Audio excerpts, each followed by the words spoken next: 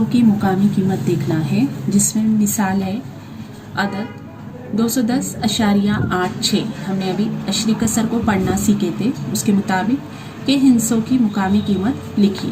जदूल बनाई गई है जिसमें हिस्सा है जो हमारे को अशरी कसर दी हुई है 210.86। अब उसका मुकाम और उसकी मुकामी कीमत, जिसमें 2 है सैकड़े के मुकाम पर, 1 है दहाई के मुकाम पर, 0 है इकाई के मुकाम पर। यहाँ का 8 है 10वें हिस्से के मुकाम पर, यहाँ पे 6 है 100वें हिस्से के मुकाम पर।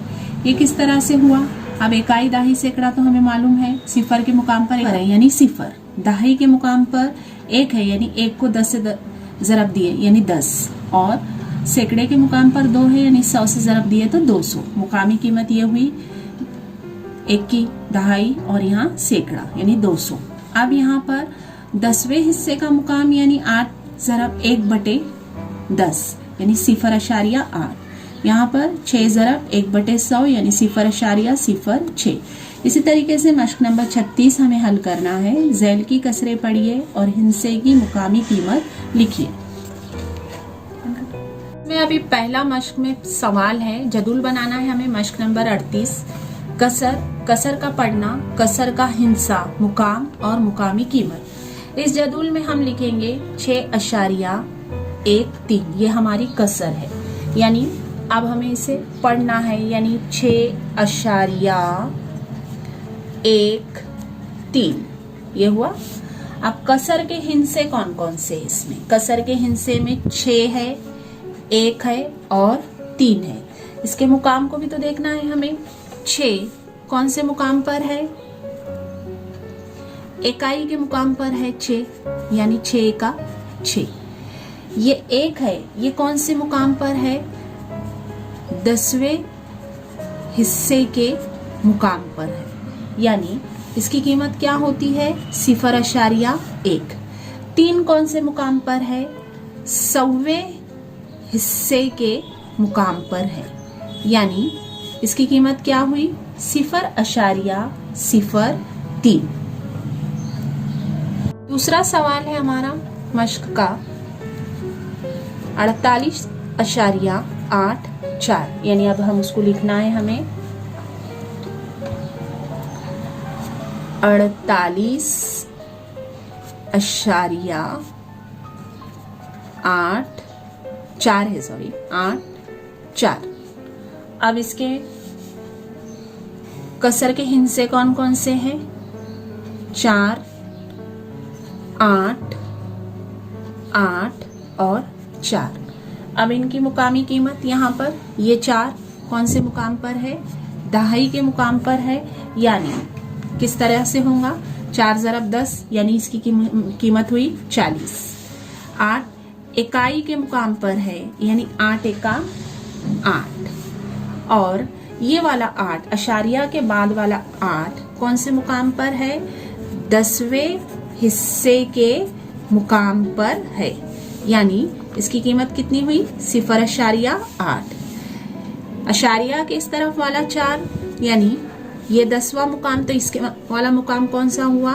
100वां मुकाम हुआ, यानी ये क्या हुआ? 100वें हिस्से का मुकाम, यानी 100वां हिस्सा यानी 0.04।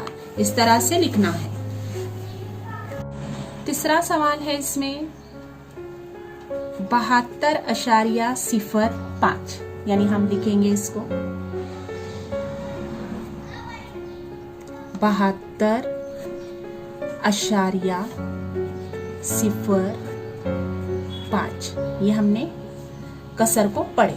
अब कसर के हिस्से कौन कौन से? पहला हिस्सा है 7, दूसरा है 2, तीसरा है 0, चौथा है 5। छोटा छोटा लिख रही हूं मैं यहाँ पर। अब देखो यहाँ पर 7 की मुकामी कीमत क्या हुई? यहाँ पर 2 इकाई के मुकाम पर है, 7 दहाई के मुकाम पर है, यानी इसकी मुकामी कीमत हुई दहाई, यानी 7 दहाई 70। 2 इकाई के मुकाम पर, यानी 2 एका 2। उसके बाद 0 की मुकामी कीमत कौन सी हुई? अशारिया के बाद में पहला हिस्सा कौन सा? 10वें मुकाम का हिस्सा, तो इसकी कीमत क्या हो गई? यहाँ पर 0 ही हुई। अब अशारिया के बाद में 5 यानी कौन से मुकाम पर है? 10वें मुकाम के बाद में 100वें मुकाम का हिस्सा, यानी इसकी कीमत क्या हुई? 0.05। यह हो गया हमारा तीसरा सवाल। चौथा सवाल है हमारा 3.4 लिखना है या पढ़ना है। 3.4। अब कसर के हिस्से कौन से है? 3 और 4। 3 कौन से मुकाम पर है? इकाई के मुकाम पर है, यानी 3 एका 3। अशारिया के बाद 4 है, यानी पहला नंबर है, कौन सा मुकाम हुआ? ये 10वें मुकाम पर हुआ, 10वें हिस्से का मुकाम, यानी इसका मुकामी कीमत हुई 0.4। पांचवा सवाल है हमारा 0.59 लिखेंगे हम इसको, कसर को पढ़ना, यानी 0.59। कसर के हिस्से कौन से है? 0 है, 5 है और 9 है, यानी 0 इकाई के मुकाम पर है, मुकाम इसका इकाई है, यानी इसकी मुकामी कीमत हो गई 0। अब अशारिया के बाद 5 है, यानी 5 10वें हिस्से के मुकाम पर है, 10वें हिस्से के मुकाम पर है, यानी इसकी मुकामी कीमत हुई 5/10, यानी 0.5। और 9 100वें हिस्से के मुकाम पर है, यानी 0.09। इस तरह से हमारी मश्क नंबर 38 हल हो गई। जदूल बनाकर आप अपनी बयाज में इस तरह लिखेंगे।